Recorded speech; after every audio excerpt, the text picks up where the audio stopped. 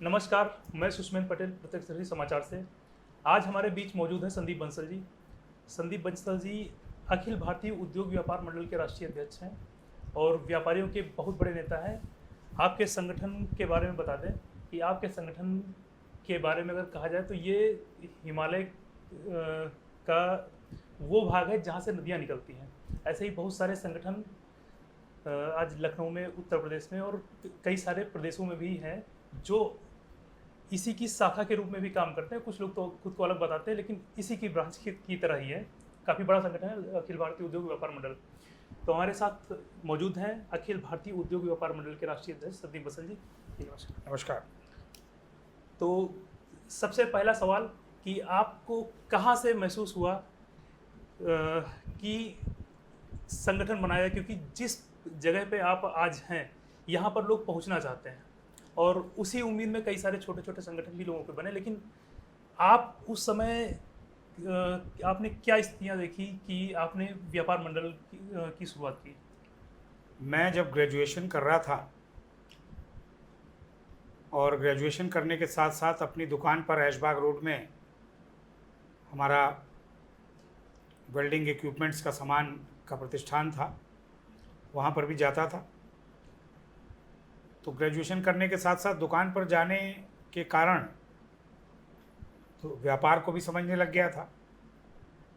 तब जो उस समय का व्यापार मंडल काम कर रहा था, उन्होंने मेरी रुचि देखी होगी कि मैं व्यापारियों की समस्याओं के प्रति थोड़ा जागरूक रहता था।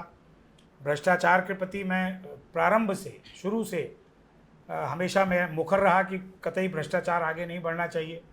और जो अधिकारी वर्ग शोषण करता था व्यापारी का, ये कह करके कि मैं अधिकारी हूँ, मैं मालिक हूँ, तुम मेरे नौकर हो, ये भाव मुझे हमेशा से खटकता रहा। तो इसके विपरीत जा कर के मुझे लगा कि नहीं, सारे व्यापारियों को एकजुट होना चाहिए, सारे व्यापारियों को अन्याय के और अत्याचार के खिलाफ खड़े होना चाहिए, सारे व्यापारियों को अपने सम्मान के प्रति जागरूक होना चाहिए कि अगर हम व्यापार कर रहे हैं तो हम देश के लिए काम कर रहे हैं, हम समाज के लिए काम कर रहे हैं, हम भारत माता के लिए काम कर रहे हैं। हम व्यापार कर रहे हैं तो हम सिर्फ अपने लिए काम नहीं कर रहे हैं कि हम खाली मैं और मेरा परिवार तक सीमित हैं। हम व्यापार कर रहे हैं तो हम देश के लिए काम कर रहे हैं। ये भाव मेरे मन में आया। तब मुझे लगा कि नहीं, इस दिशा में युवाओं को जोड़ना चाहिए, नौजवानों को संगठन से जोड़ना चाहिए। और मैंने तब उत्तर प्रदेश युवा उद्योग व्यापार मंडल 1993 में गठित किया।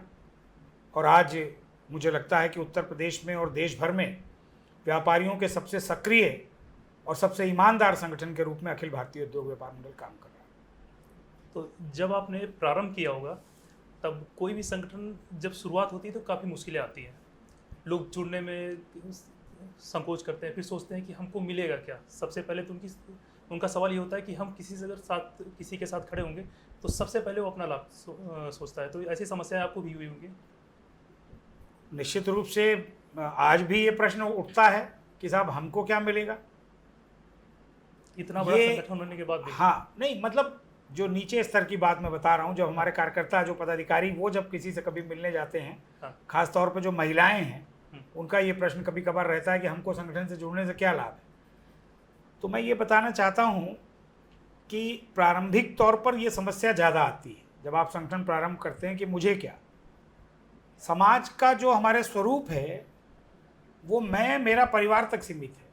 आज भी लोगों की सोच ये है कि मुझे क्या हासिल हो रहा है, मुझे क्या लाभ होगा। और हम लोग ये सोच करके काम कर रहे हैं, खास तौर पे अखिल भारतीय उद्योग व्यापार मंडल और उत्तर प्रदेश युवा उद्योग व्यापार मंडल, कि राष्ट्र प्रथम का भाव हमारे मन में रहे। पहले देश, भारत माँ, हमारे देश की मिट्टी, फिर समाज, फिर परिवार, फिर हम। अच्छा, व्यापारी अगर देखा जाए तो व्यापार ही देश की अर्थव्यवस्था की नींव है, और अर्थव्यवस्था अगर अच्छी नहीं होगी तो पूरे देश का काफ़ी हद तक नुकसान होता है। लेकिन व्यापारियों को उचित सम्मान नहीं मिलता है। इसके बारे में आप क्या कहना चाहेंगे? सम्मान और सुरक्षा। देखिए, अगर सुरक्षा की बात करें तो वर्तमान उत्तर प्रदेश सरकार में जितनी सुरक्षा है योगी जी के नेतृत्व में, मुझे नहीं लगता उत्तर प्रदेश में ऐसी कोई सरकार इससे पहले बनी है जहां पर व्यापारी स्वयं को इतना सुरक्षित महसूस करता हो। इसमें कोई दो मत नहीं है कि योगी जी की सरकार में व्यापारी स्वयं को सुरक्षित महसूस करता है। जहाँ तक सम्मान की बात है मैं ये भी आपको बता दूं कि उत्तर प्रदेश में योगी जी की सरकार पहली ऐसी सरकार है जिसने व्यापारी को सम्मान देने के लिए अभी आने वाली 29 जून व्यापारी कल्याण दिवस के रूप में घोषित किया है। इसके अलावा व्यापारियों को दुर्घटना बीमा योजना के अंतर्गत 10 लाख रुपए का मुआवजा, अगर किसी व्यापारी की दुर्घटना में मृत्यु हो जाती है और वो जीएसटी में पंजीकृत है तो उसके परिजन को 10 लाख रुपए का मुआवजा उत्तर प्रदेश की सरकार की तरफ से मिलता है। इसके अलावा उत्तर प्रदेश में व्यापारियों की सुरक्षा अच्छी रहे, इसके लिए व्यापारी सुरक्षा प्रकोष्ठ का भी गठन किया गया है, जो पूरे देश के किसी राज्य में नहीं है। तो मैं कह सकता हूं कि यहाँ संगठन के प्रयास से और योगी जी की सरकार में उत्तर प्रदेश में व्यापारियों को सुरक्षा के, सम्मान के और उनका समस्याओं का निराकरण हो, इस दिशा में प्रयास किया गया है सरकार की तरफ से। लेकिन हम लोग निरंतर इसके लिए जागरूक हैं कि कोई भी और जो समस्याएं आती हैं उनका निराकरण हो सके, इसके लिए थोड़ी और संवाद और समन्वय की आवश्यकता है। अच्छा, ये तो हुई व्यापार की बात। फिलहाल तो देश में जो युवा है वो व्यापार करना ही नहीं चाहते, अधिकांश युवा, उनको सिर्फ सरकारी नौकरी चाहिए। तो उनको प्रेरित करने के लिए आप क्या कहना चाहेंगे? मैं बहुत स्पष्ट कहना चाहता हूँ, किसी भी युवा का भविष्य आज स्वयं एंटरप्रेन्योर बनने से है। उसको स्वयं के बारे में सोचना चाहिए कि मैं क्या कर सकता हूँ, मैं क्या अपने को बना सकता हूँ, और स्वरोजगार के बारे में सोचना चाहिए। पहले अगर उसको प्रारंभिक तौर पर कहीं अनुभव लेना है तो वो अनुभव ले ले, लेकिन जो एक भेड़चाल बन गई सरकारी नौकरी के पीछे दौड़ने की, जो 40 साल, 35 साल, 50 साल पहले से बनी हुई है, आज के दौर में ना प्रदेश सरकार के पास इतनी नौकरियां हैं, ना केंद्र सरकार के पास नौकरियां हैं, और अगर हम नौकरी के पीछे भागेंगे तो निश्चित रूप से हमें निराशा हाथ लगेगी। संभव नहीं है इतनी नौकरियां। इसलिए आज हर युवा को अपनी क्षमता के आधार पर अपनी जो उसकी गुणवत्ता है, जो क्वालिटी है, उसको विकसित करते हुए स्वरोजगार की तरफ बढ़ना चाहिए, क्योंकि राष्ट्र भारत जिस दिशा में बढ़ रहा है उसमें स्वरोजगार से बेहतर और कोई तरीका नहीं है। सरकार की इतनी योजनाएं हैं, इतने स्टार्टअप्स हो सकते हैं, उसके लिए नौजवानों को आगे आना चाहिए। अच्छा, संगठन का नाम है अखिल भारतीय उद्योग व्यापार मंडल। तो व्यापार के बारे में तो लगभग सभी लोग जानते हैं कि एक दुकान खुली है तो उसको भी लोग व्यापार मानते हैं, लेकिन उद्योग के बारे में गांव के क्षेत्र में बिल्कुल ही ये मान के चलिए ना के बराबर लोग जानते हैं। तो उद्योग के लिए, बिना उद्योग का तो हमें लगता है कि व्यापार भी उद्योग पर ही डिपेंड है। पहले स्वाभाविक बात है, उत्पादन होगा, हाँ, उत्पाद बनेगा, निर्माण होगा, तभी वो बिकेगा। और देश की प्रगति में तो बिना इंडस्ट्री के तो ट्रेड नहीं है। और अगर इंडस्ट्री के बारे में हम लोग अवेयर नहीं होंगे, जो ये स्टार्टअप्स हैं ये क्या हैं, इसमें अधिकांश तो इंडस्ट्री है, हाँ, कि इंडस्ट्री कैसे बढ़े। तो बिना उद्योग के व्यापार नहीं है, और व्यापार को बढ़ाने के लिए उद्योग चाहिए ही चाहिए। अच्छा, एक सवाल मन में ये आता है कि जब कुछ मैन्युफैक्चर होता है इंडिया में, मतलब भारत में अगर मैन्युफैक्चरिंग होती है किसी प्रोडक्ट की, वो भारत में ही बिकता है, तो इससे एक तरह से घर का घर में ही रह रहा है। असली लाभ भारत का तब होता है जब एक्सपोर्ट हम लोग करें। नहीं होता है, बहुत हो रहा है। तो एक्सपोर्ट काफ़ी बढ़ा है, लेकिन उसको अगर यहाँ पर कोई नया शख्स आना चाहे एक्सपोर्ट के क्षेत्र में, तो क्या कुछ बताएंगे आप इसके बारे में? नहीं, अब तो सरकार की नीतियाँ इतनी सरल हैं और इतनी उदार हैं कि जिसको आगे बढ़ना हो, अगर वो ईमानदारी से, अच्छी नीयत से काम करना चाहता है, तो एक्सपोर्ट के लिए सारे मार्ग प्रशस्त हैं। आप वैसा स्ट्रक्चर बनाइए और एक्सपोर्ट के लिए आगे आइए। सरकार की तरफ से नीति में कोई कमी नहीं। अच्छा, एक कमी जो मुझे नज़र आती है भारत के व्यापार मॉडल में, अगर हम चाइना का अध्ययन करें, चीन का अध्ययन करें, चीन में हर शहर में लगभग एक एक मार्केट डेवलप की गई, गुआंगझोउ, शेंझेन, यीवू वगैरह में एक एक मार्केट डेवलप की जो इंटरनेशनल मार्केट है। ऐसी भारत में क्या कहीं पर कोई मार्केट है? भारत में तो हर शहर में मार्केट है। अगर आप उत्तर प्रदेश देख रहे हैं तो ODOP, one district one product, क्या है? हमारा एक एक डिस्ट्रिक्ट का प्रोडक्ट इंटरनेशनल लेवल का है। क्या जो लखनऊ का चिकन का कपड़ा है, क्या आपको लगता है पूरे विश्व में नहीं जाता है? पूरे विश्व में, तमाम देशों में जाता लेकिन है। एक बनारस की साड़ी है, मिर्ज़ापुर का कालीन है, फिरोज़ाबाद का कांच का सामान है, अलीगढ़ का ताला है, मुरादाबाद के पीतल के बर्तन हैं।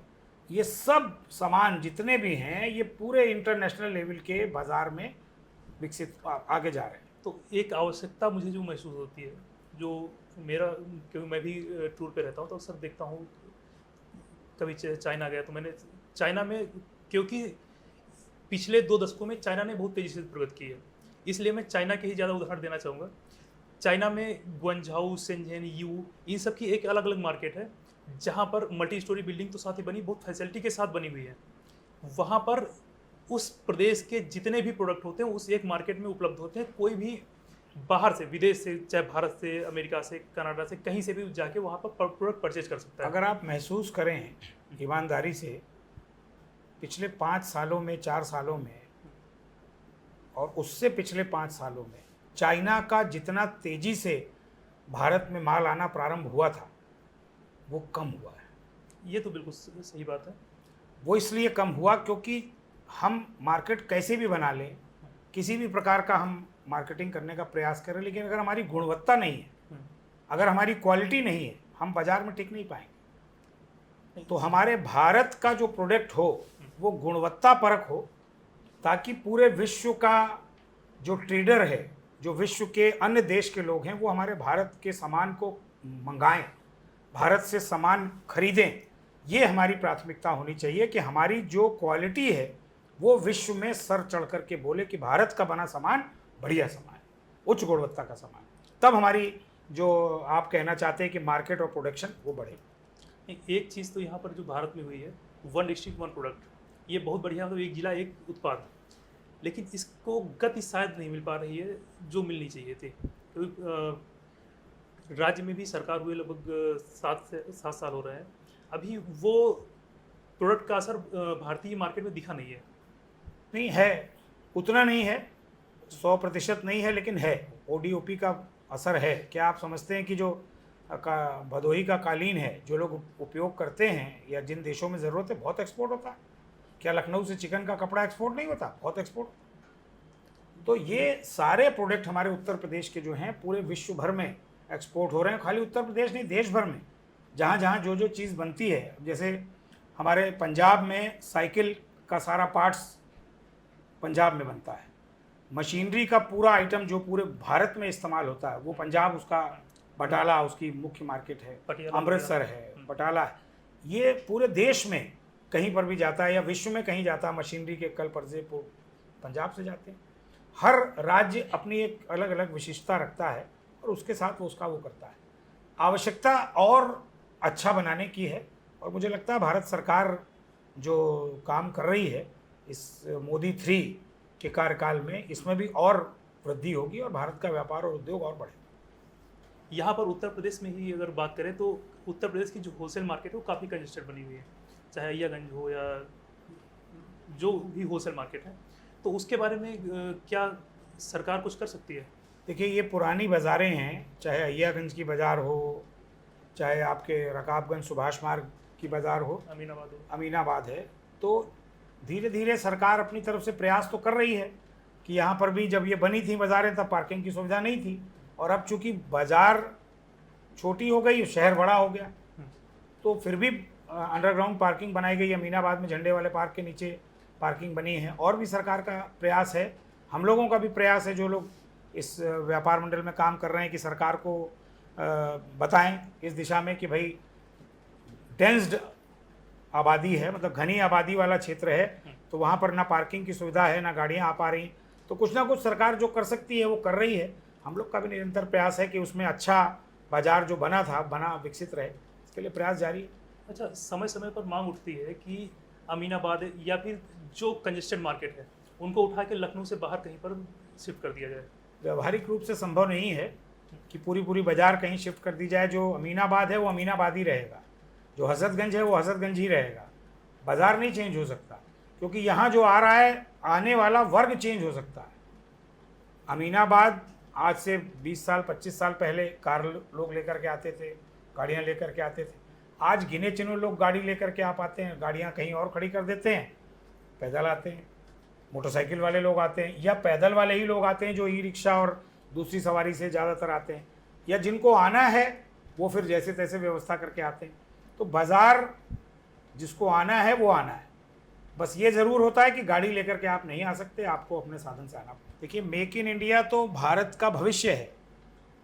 जो बात मैंने अभी कही, मैं आपसे बात कर रहा था, भारत का प्रोडक्ट इतनी गुणवत्ता परक हो कि पूरे विश्व में उसकी धूम हो, कि ये मेक इन इंडिया है, मेड इन इंडिया है। तो ये तो हमारा जो हमारी नौजवान पीढ़ी है, जो हमारे आज के उद्यमी हैं, ये तो दिमाग में उनको रखना पड़ेगा कि मेरा प्रोडक्ट इतना गुणवत्तापरक हो कि इसकी चर्चा पूरे विश्व में हो, तो हमारा काम भी आगे बढ़ेगा, हमारा नाम भी आगे बढ़ेगा। राजनीति और व्यापार का क्या संबंध है? क्योंकि इस चुनाव में व्यापारियों को काफ़ी निशाना बनाया जाता है, जैसे बड़े व्यापारी अंबानी और अडानी, इन दो को तो है, इन दोनों व्यापारियों पर राहुल गांधी और विपक्ष पूरा आक्रामक रहा है, तो इसके बारे में क्या कहना देखिए, वो अडानी और अंबानी जो हैं वो व्यापारी वाले दायरे से बहुत ऊपर चले गए। वो बहुत बड़े उद्योगपति हैं और उनका जितना टर्नओवर है और जितना उनका व्यापार है, मुझे लगता है कि वो हमारे देश का जो टोटल टर्नओवर है उससे भी ऊपर उनका व्यापार है। तो मुझे ऐसा लगता है कि हमको बात करनी चाहिए मध्यम वर्गीय व्यापारी के बारे में, हमको बात करनी चाहिए उन एंटरप्रेन्योर्स के बारे में जो बहुत बड़ी संख्या में है। वो उनके बारे में तो बात, अडानी अंबानी तो एक दूसरे स्तर पर व्यापार कर रहे हैं। जो मध्यम वर्गीय व्यापारी है, जो मध्यम वर्गीय उद्यमी है, उसको और ताकत देने की आवश्यकता है। और उसको अगर हम सरकार की तरफ से जो हमारा सही हाउस है, चाहे वो पार्लियामेंट हो, चाहे हमारी असेंबली हो, जहाँ जहाँ आवश्यकता हो नीति बनने की, वहाँ पर ऐसे वर्ग को अगर प्रतिनिधित्व मिले, तो मुझे लगता है कि सरकार की नीतियों में इस वर्ग का जब सुझाव आएगा तो और अच्छा उद्योग और व्यापार बढ़ सकता है। ये संबंध व्यापार और राजनीति का हो सकता है। अच्छा, अंबानी और अडानी के बारे में इसलिए भी मेरे मन में एक सवाल उठता है कि जब उनको लोग गालियां देते रहेंगे तो कोई क्यों बड़ा व्यापारी बनना चाहेगा, जब वो किसी की गाली से अडानी अंबानी पे कोई फर्क नहीं होने वाला। आपने पुरानी कहावतें सुनी होंगी, जंगल में शेर है और बहुत सारे ऐसे जो बड़े स्तर के लोग होते हैं, जिसको नकारात्मक बोलना है वो नकारात्मक ही बोलेगा। उसको कौन सुनता है? जिसको आगे बढ़ना है वो आगे बढ़ेगा। वो ये सुनता नहीं है कि कोई क्या कह रहा है, उसको अपना काम करना है और आगे बढ़ना। अच्छा, हमने इसी कहावत का दूसरा प्रारूप सुना था, हाथी चले बाजार। हाँ, तो बस चलता रहे, उसको क्या फ़र्क पड़ रहा है किसी उससे। देखिए, बड़े ये तो स्वाभाविक रूप से, जो मुझे लगता है आज प्रथम कक्षा का बच्चा होगा उसको भी गिनती तो आती ही है, मुझे भी आती है, आपको भी आती है। 99 ज़्यादा है कि 240 ज़्यादा है, ये तो मुझे लग रहा है आपको भी पता ही होगा और बच्चे को पता है। कहते हैं कि विश्व में हमारे भारत की सबसे पुरानी पार्टी कांग्रेस पार्टी है और कांग्रेस पार्टी का इतिहास है पिछले 32-33 सालों से। उसने अधिकतम 232 सीटें जीती हैं पिछले 34-35 सालों, 1989-90 में। उसके बाद से सिर्फ 2009 में उसने 205 सीटें जीती। उसके अलावा 2014 में, अभी 2019 में 44 सीटें रही, 2014 में 44 सीटें रह गई, 2019 में 54 सीटें थी, इस बार 99 सीट आई। तो अगर 99 सीट जीत करके कोई 240 वाले को ये कहे कि वो हार गए हैं, तो फिर अब अगर लोगों ने जो नाम दे रखा है पप्पू का, या जो भी नाम लोग दे रखे हैं, मुझे लगता है वो नाम सही दिया और ज़्यादा कुछ कहने की ज़रूरत नहीं है। देखिए, अपनी कमियों से सबक लेकर उन कमियों को सुधारना, ये हर इंसान की प्रवृत्ति होती है और होनी भी चाहिए।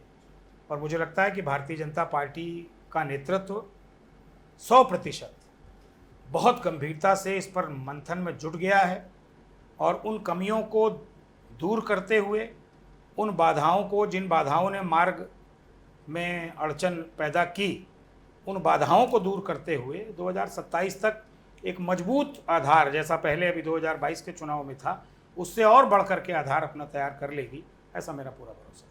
बहुत सारी योजनाएं हैं। एक मुद्रा लोन की योजना ऐसी है कि अगर आप कोई कारोबार शुरू करना चाहते हैं, आपके पास पूरा अगर उसका खाका है, तो आप बैंक में जाएं, अपनी पूरी योजना बताएं, आपको बैंक की तरफ से लोन मिलेगा और आप अपना काम शुरू करें।